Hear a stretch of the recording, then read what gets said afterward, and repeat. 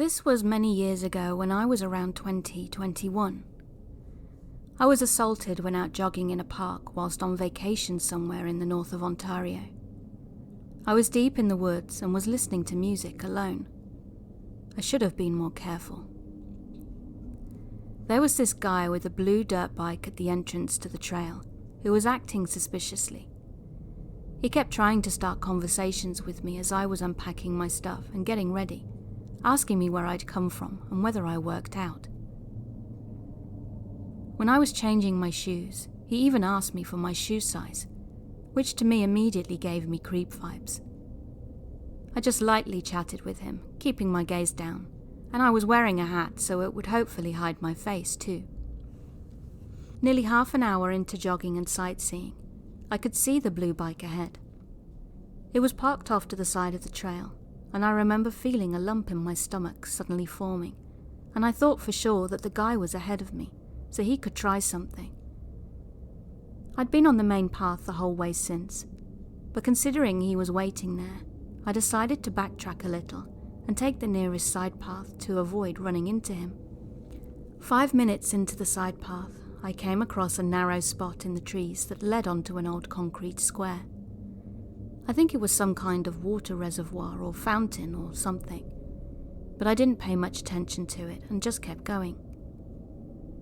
However, I suddenly stepped in this black adhesive stuff on the other side of the lip of concrete, and my shoes were completely stuck. It was like some kind of tar or glue, and I just assumed it was something left over from the construction. I spent a couple of minutes trying to work my shoes out of it, but eventually I just had to take them off for better leverage. Just then I saw the man coming towards me and I panicked. I was reaching for my bear spray when he said he was just there to help, so I didn't want to potentially aggravate him or do something that could get me into trouble, so I just stood back and let him try to get my shoes out. I noticed after a while though that he was just pretending that he couldn't get them out. Then I remembered what he'd said about my shoe size and thought something was off, so I backed off and considered spraying him again. It all happened so fast. He turned around and slapped my foot with the black stuff and I stumbled trying to move back. I missed the spray and he was wrestling it out of my hand, so I tried to knee him in the groin when he released me and ran off. I got my sock off and was going to run, but he just had more of the black stuff. He got some metal bucket of it and was slapping handfuls of it onto my feet. I couldn't kick him and it was difficult to move. I was screaming and hitting him as best I could as he was telling me to shut up, then using the stuff on my mouth. He pushed me to the ground, took my backpack and just continued sticking the stuff to me, my body frozen in fear. Just then I heard a buzzing sound, and I knew what it was without seeing it. I began struggling to get up or kick him, but my clothes were pinned and my arms too, and this was when he proceeded to use a vibrator on me. I was crying, stretching my limbs as far as I could, and I almost got an arm out, but he would just add more tar. He didn't undress me apart from my pack and socks, and didn't use himself on me, so I'm at least grateful for that. But he just kept buzzing me and fondling my body, asking if I liked it and if it felt good. It lasted around an hour and he recorded it. I just let him do whatever he wanted until I could find a way out or someone came along.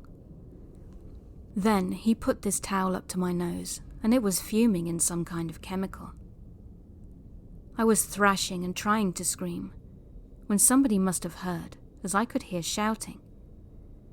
I actually don't remember at this point in time. It was all fuzzy and felt like I was falling on a roller coaster.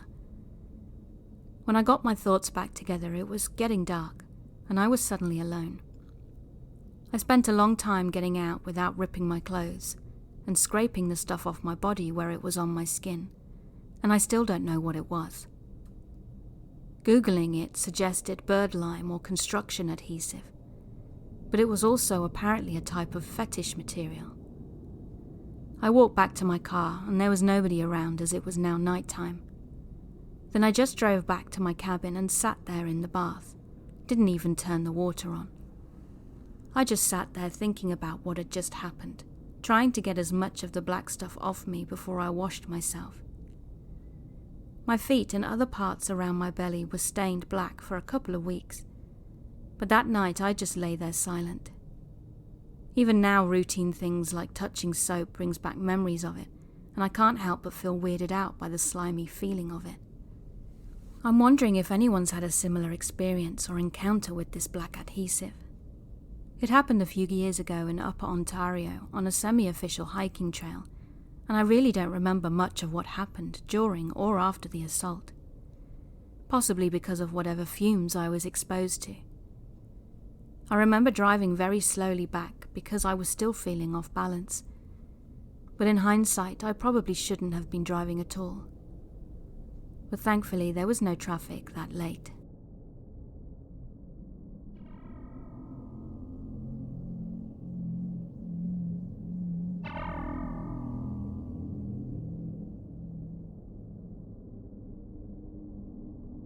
At the time of writing this, what happened to me was 5 days ago. It was on a Saturday, and for context, I'm a 16-year-old French boy. I was in my little French hometown with my friend, and we were on the edge of town hanging out for about an hour. My friend is a 17-year-old girl, and we were sitting on some big rocks that are situated behind the town's kindergarten, and in front of it is a beet field. It was around 8 p.m. and the sky was starting to turn dark.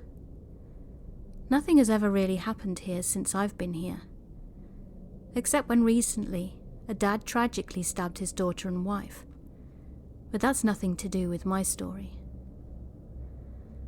Just to note too, that there aren't many foreigners here, as it's kind of a lost country town close to the capital city of Paris. So I was sitting with my friend, eating stuff like we do when we hang out, when suddenly I spotted a man wearing a beanie, and he had his hands in his sweatshirt, walking directly towards us. He was way too close for my friend and me to get up and walk away, so he stood right in front of us and began speaking in English. My friend doesn't speak English, so she didn't really know what was going on. Then the guy turned to me instead, and when he realized that I was able to speak English, he tried to shake my hand, which I refused to do.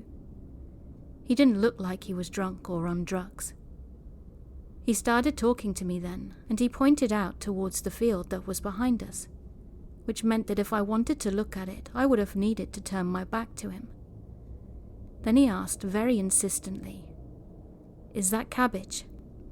I replied with a yes, but he wasn't satisfied with my response, as he was trying to get me to look behind me. However, the other part of the field was in my line of sight to my left. He tried to get me to look again and again, which was starting to stress me out, because this guy was less than a meter away from me, so he could have done anything to me once my back was turned.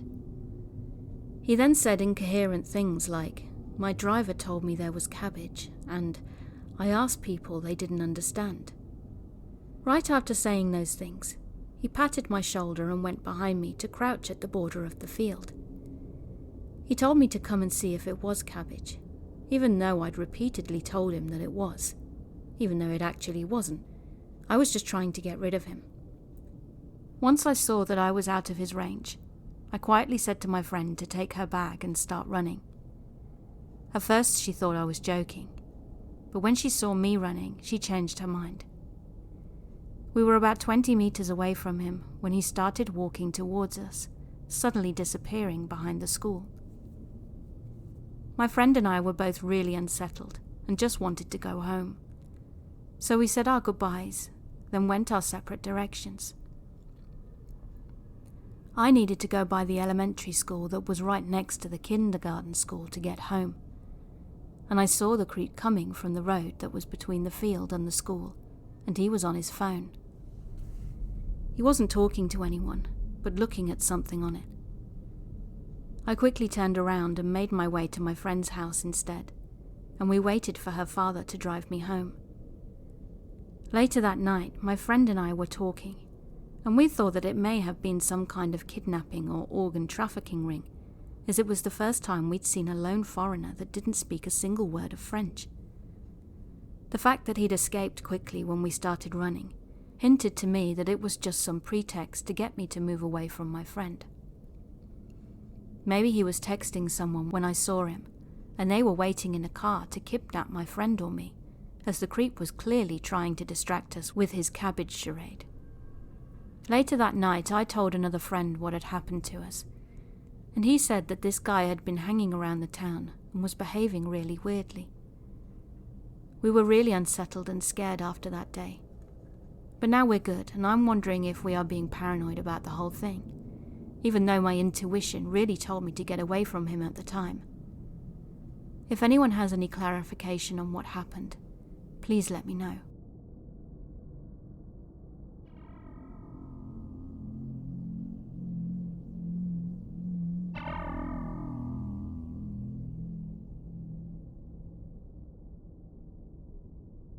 So this is something I've kept completely to myself, except for a confused call to my best friend the morning after to try and figure out if what I thought had happened actually happened. Truthfully, the event that incited this incident was my fault, and also stupid, so I think I've been too embarrassed or mad at myself to share the story.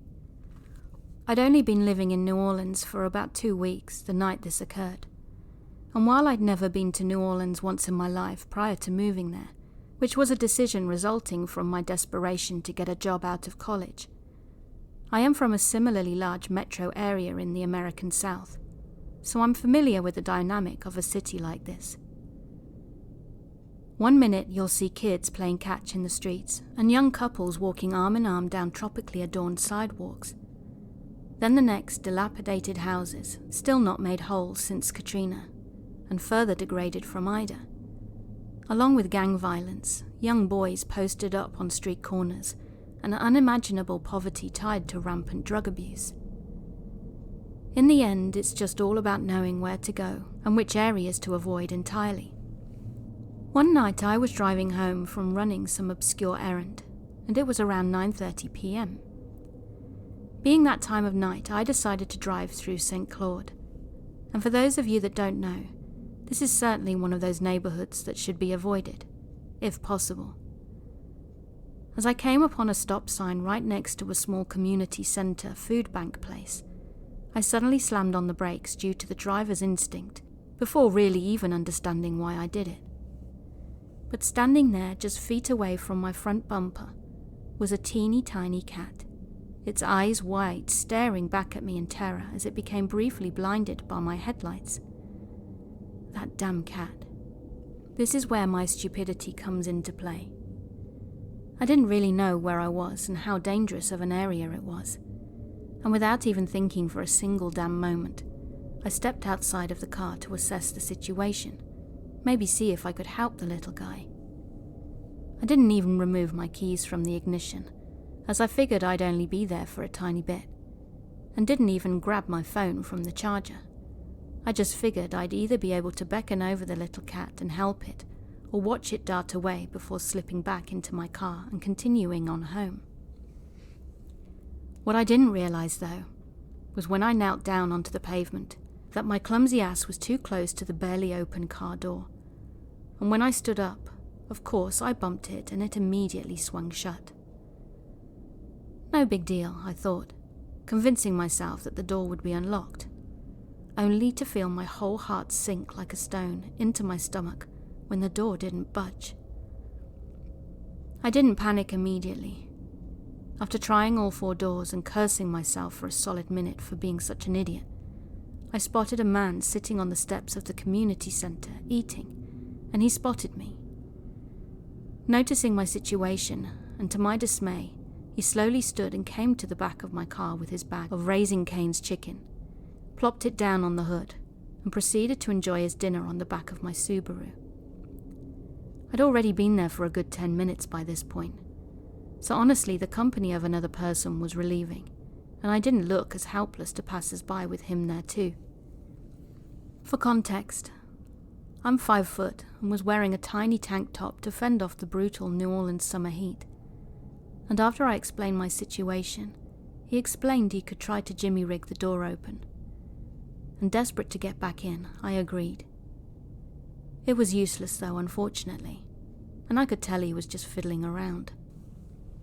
I trotted over to a small church across the intersection where I spotted a few people closing up for the night. Sanctuary, I thought. Nice churchgoers have to help a woman lost and alone, right? Wrong. The man locking up looked straight through me, back at the man now clearly trying to open a locked car, shook his head and shot me a glance that said, "Do you think I'm stupid?" and stepped right into his unlocked vehicle. It was at this point that I felt the tears welling up, but quickly told myself to suck it up and walked dejectedly back over to my car. By the grace of God, the random stranger let me use his phone to call a locksmith, tastefully called Papa Lock, who told me he'd be there anywhere between 45 minutes and 4 hours. Great.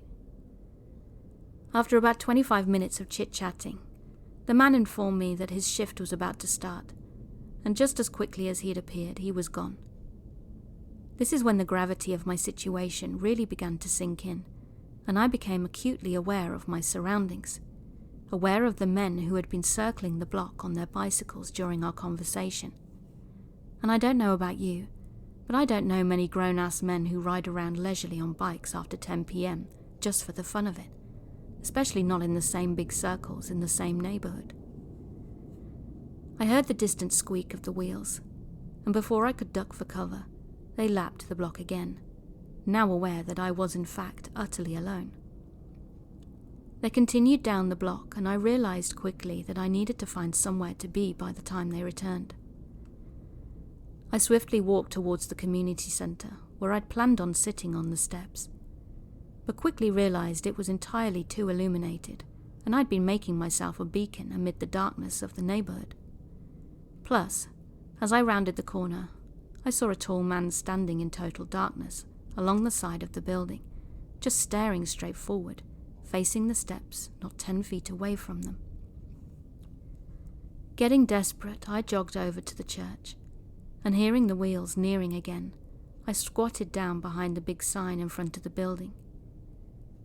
As I sat there in the dirt, I couldn't help it anymore and cried just a little bit. The combination of fear and frustration really put me over the edge. After a while, I didn't hear any more movement, and because my butt hurt from sitting on the ground, and the bugs were starting to come out beneath me, I decided to move spots, like some stupid game of hide and seek. I had spotted a fenced-off area that appeared to be a restaurant earlier, and after finding the door to be unlocked, I darted inside and latched it behind me, sighing with relief. At that point, I situated myself at a table where I could peer through the fence at my car to see if the locksmith had pulled up and waited. And after what felt like days, but was probably more like 1 to 2 hours, the horrifying realization dawned on me that I had only made one singular call to the pop and lock people and gave a vague description of the intersection where I was at. What if they couldn't find me? What if they had already driven past long ago and not seeing me there were long gone by now? I didn't know if I should keep waiting or venture back out in hopes of catching them if they were circling the block looking for my car. After about 30 minutes, I decided I would just have to go out there. The men were gone, and although it was a bad neighborhood, it had just get progressively worse come the early hours of the morning, and I didn't want to find out. It's so painfully obvious in retrospect, but of course, the moment I left the safety of my little restaurant hideaway, those damn wheels began to round the corner again. I literally could not have looked more out of place and vulnerable, and I felt so exposed. But there was no time to go back across the intersection to the fenced-off area, and to get to the church, I'd have to run through the bike path of the two men. As I sprinted towards my car, a black truck rolled by, and to my horror stopped just moments after passing me, put it in reverse, and began to roll slowly back in my direction. I almost resigned myself to my seemingly inevitable capture, assault, and God knows what, as I watched it roll towards me. So I pretended to walk away as if I were not utterly aimless, trying to give off the impression that I wasn't locked out of my still-running car without any and all resources. The men on the bikes were so close now. Then, as if in an episode of CSI, the pop-a-lock truck rounded the corner. I instantly began waving my arms to flag them down, and as the truck drove off, my saviour parked his van. Apparently he had been looping around the area for 20 minutes, trying to find me, and was about to give up to go help another stranded woman. So if I had stayed behind the fence, he likely would have left, and I would have been stranded without any means of communication to call anyone else for help. The moment I got inside my beloved Subaru, I began sobbing at the click of the locks behind me. God, it was pure relief to be secured within a locked space. Even as I'm writing this now, I feel dramatic, like I was freaking out over nothing. But in my recollection, working through the details does help to validate my experience.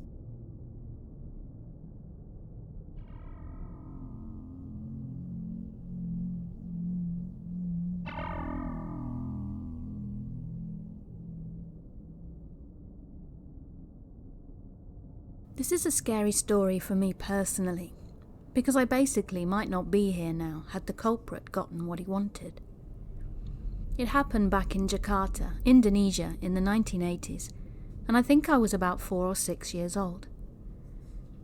The details are blurry, but I remember my mum took me to accompany her to a small Buddhist temple near our home.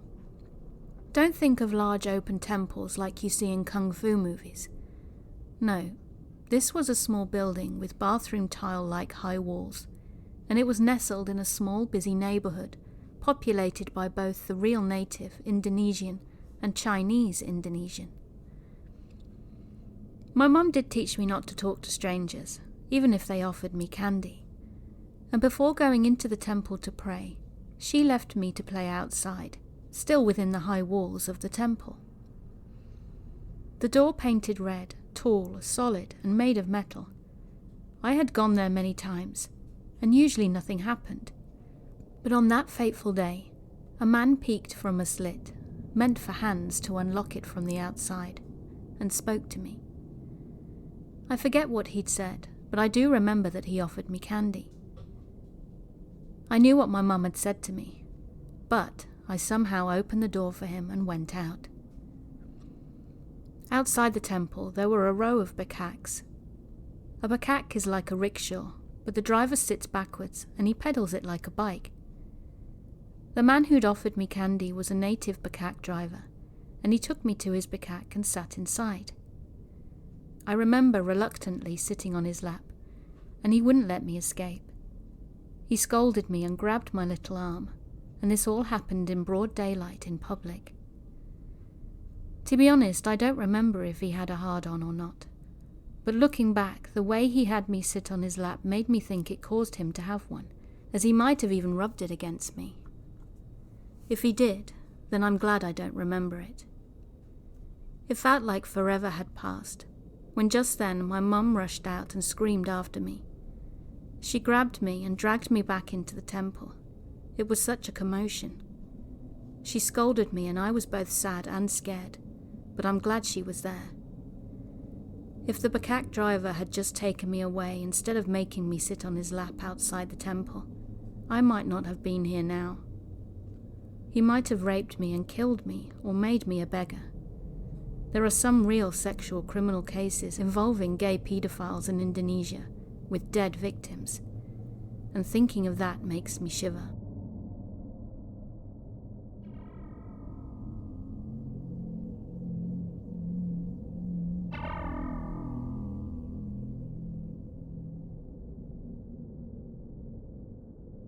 This entire scenario happened a few years ago when I used to take walks alone, occasionally at night, which is something I thought very little of, since I lived in a heavily residential, wealthy area.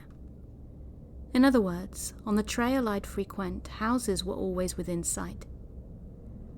On one such night, shortly into my walk, I saw a figure walking a few 100 feet behind me. Something I knew was immediately odd, considering it was around 10 at night. At first I discounted this though, as since it was a public trail, and they could very well have been doing the exact same thing as me, just going for a walk. I continued on for roughly 5 to 10 minutes or so before looking behind me once more, only to find the same person still trailing me. Keep in mind at this point I'd gone through a few turns by now on the trail, meaning it was becoming more and more unlikely that this person just so happened to be going the same direction. I decided to take odd paths and directions turning off into gravel and weirder, more roundabout side areas, but they still followed me. By the time I was reaching the apex of my journey, passing by the local park, they were maybe less than 60 feet behind me, a distance they could easily have covered in seconds. It's then that I decided to call my family. I had researched for this, I knew what to do, and believe it or not, the call didn't go through. As it turns out, my phone was a recent gift, and its service had been set up improperly, meaning that no matter how many times I frantically called in that moment, nothing would happen. In a decision I call back to as one of my best to this day, I acted as if the call had gone through, and was on the phone with my mum, miming out and talking audibly about my location and the person behind me, beginning to briefly describe them.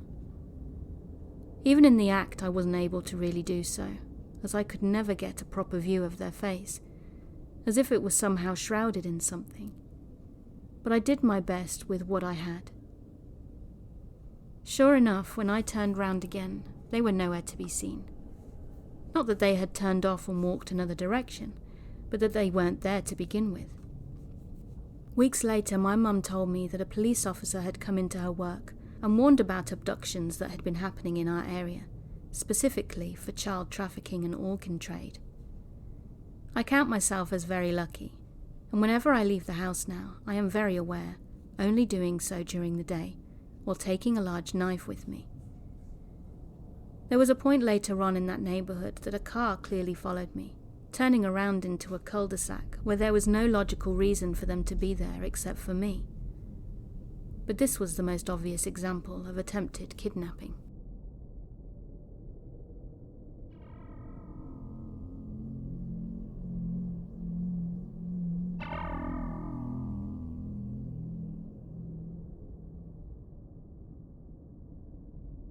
In 1980, at 16 years old, I was homeless, living in Long Beach, California. It was because my mom was in federal prison and my dad lived in Texas, so I was staying in cars and garages. I was hitchhiking from downtown to Belmont Shores one day and was given a ride by a dude who was kind of strange, but I wasn't worried. I was already a hard drug user, and I had been arrested for 25 pounds of marijuana in Huntington Beach, but that's another story for another day. Anyway, I was picked up by this dude, and as we drove down to Ocean Boulevard, he said to me, "I have to make a short detour and pick up some Valiums." I said okay, and we turned onto Coronado Street, then drove a few blocks up. He parked in front of a small apartment building and said, "I'll be right back." So I waited in the car for him to get back. He said his cousin had locked the Valiums in a safe. He'd paged him and was waiting for him to call with the combo. He asked if I wanted to come up and smoke a joint. So I was like, okay, because I was a pothead at the time. I followed him upstairs and entered the apartment. Then I sat down on the couch and immediately scanned the room for weapons, because he was kind of a strange guy, though Long Beach is full of them. Scanning the room, I spotted a pair of scissors and some other stuff scattered around. It was fairly clean and well kept, I thought. And as I was looking around, he reached under the couch for what I thought was a weed tray. "You ever seen one of these?" he asked me.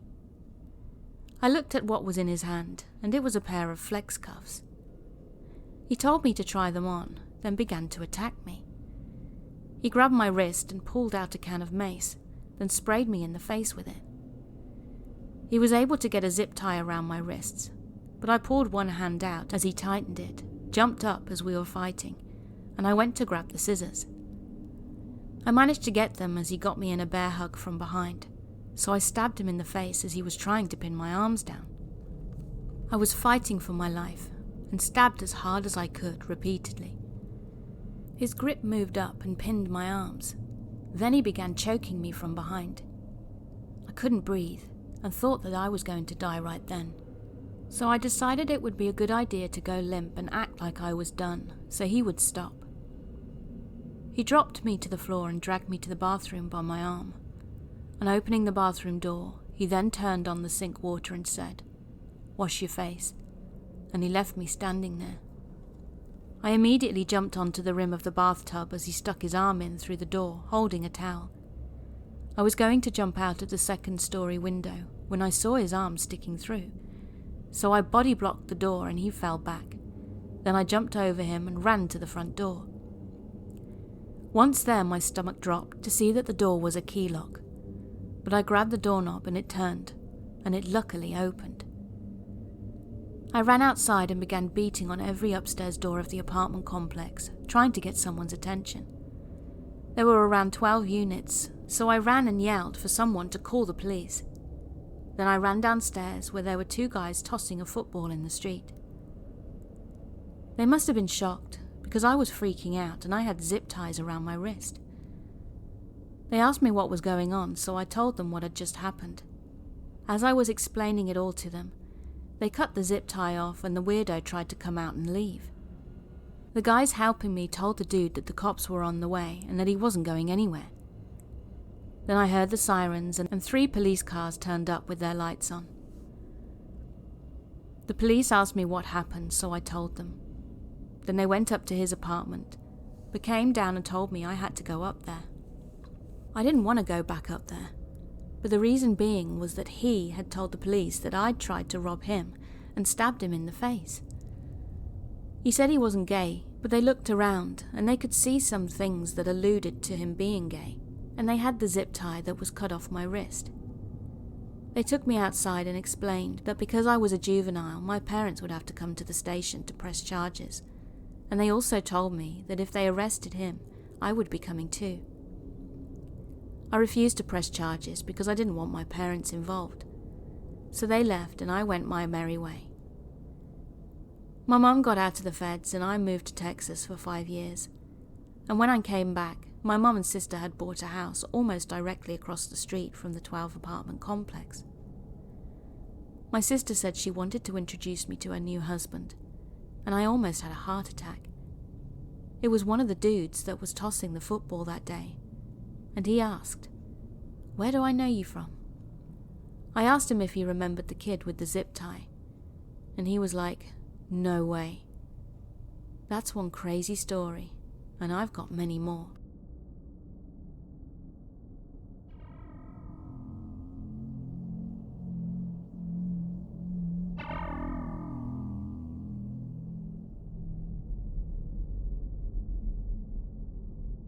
It was the summer of 1978, and we had just moved from Canada to Kuala Lumpur, Malaysia.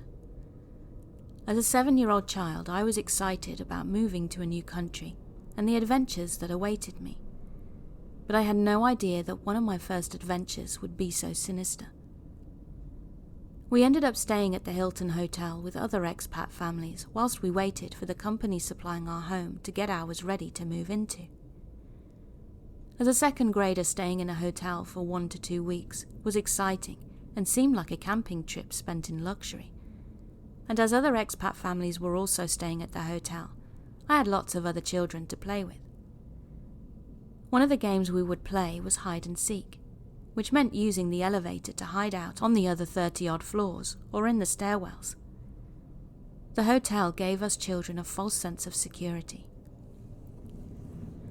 One day when we were playing the game, I took the elevator alone to the top floor in the building, which I think was the 30th, and exited the elevator. As I rounded the corner from the bank of elevators, I ran into a man and a woman. They looked to be in their 30s and native to the country, and I recall they didn't at all look frightening and were dressed nicely. However, whilst they looked normal, their actions immediately said something different. The man suddenly tried to grab my arm, but I pulled away and immediately backed away from them until we were standing about 10 to 15 feet apart. I, of course, was on the edge of turning and running, but understood that I had nowhere to run to if a pursuit did occur. A short-lived standoff ensued, and I assumed the man wanted to convince me to come with them willingly, because if I screamed, it could attract the attention of other guests staying on that floor. So we stared each other down. I was standing closest to the bank of elevators, and they were standing between me and the stairwell, when the man took a chocolate bar out of his pocket and held it out to me. This, of course, would mean approaching the couple to take it, and there was no way in hell I was going to do that. They were just staring at me with creepy fake smiles, and I could see that their body language screamed, "We may lunge at you at any moment." As a side note, I remember the chocolate bar had nuts in it, and I hated nuts in chocolate bars. So when it was clear that I wasn't going to come to them, I could see the man's stance start to get ready to lunge at me, so I got ready to run. Just then the elevator doors dinged and someone got off on that floor. I don't remember who it was or what they looked like, because as soon as I heard that sound, I turned and bolted past them and into the open elevator doors. I recall that the man and woman retreated in the opposite direction at that, maybe to their room or to the stairwell. I never told anyone what had happened until decades later, and as a child I quickly pushed it to the back of my mind until I was much older. It's sobering how the smallest things in life can be so life-changing. I don't remember who got off on that floor, but I remain eternally grateful to them.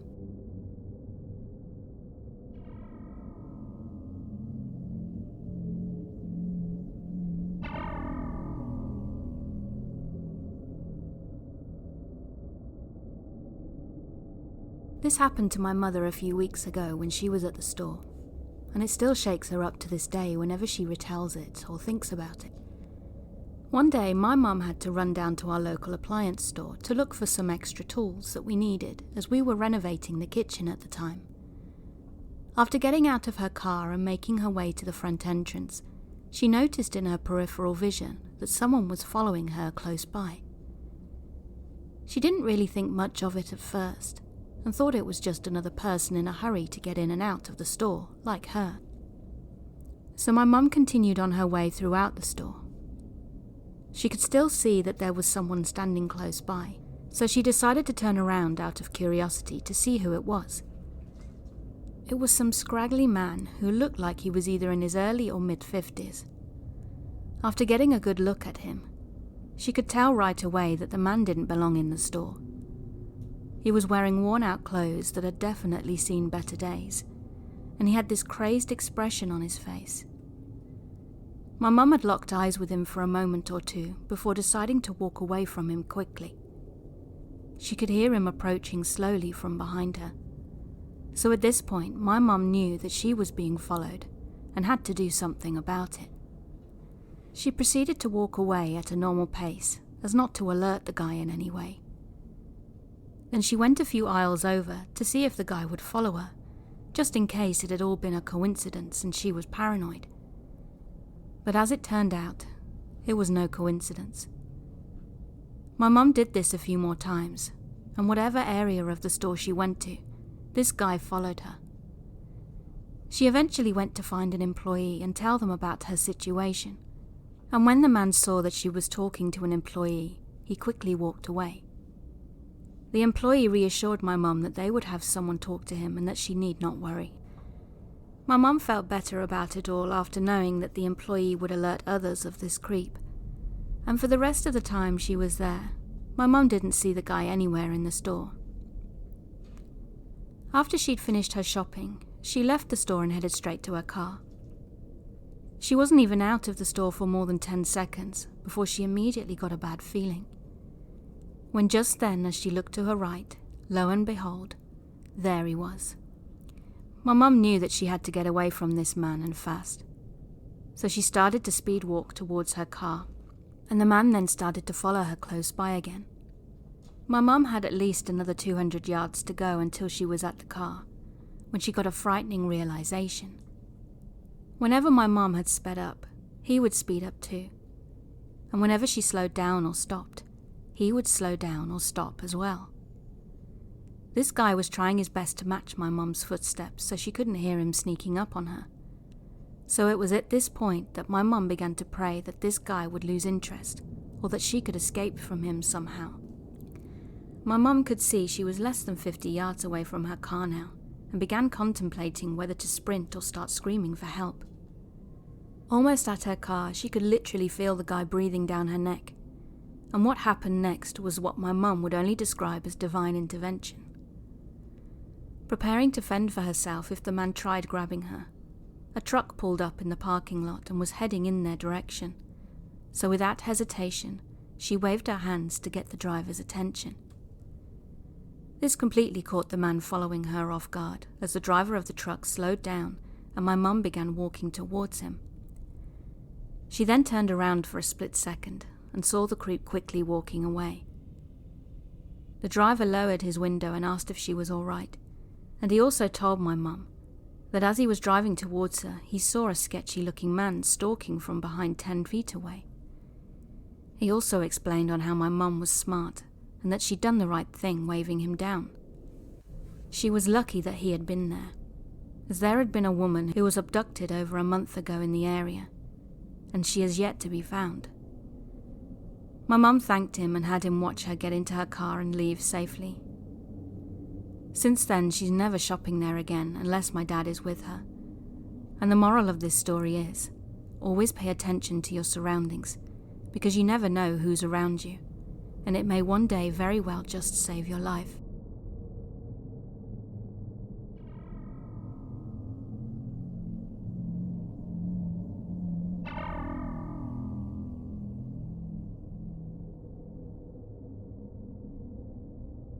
Hey everyone, I hope you enjoyed the stories in this episode. Please let me know what your views are, and hit that like and subscribe button. Until next time, keep being creepy.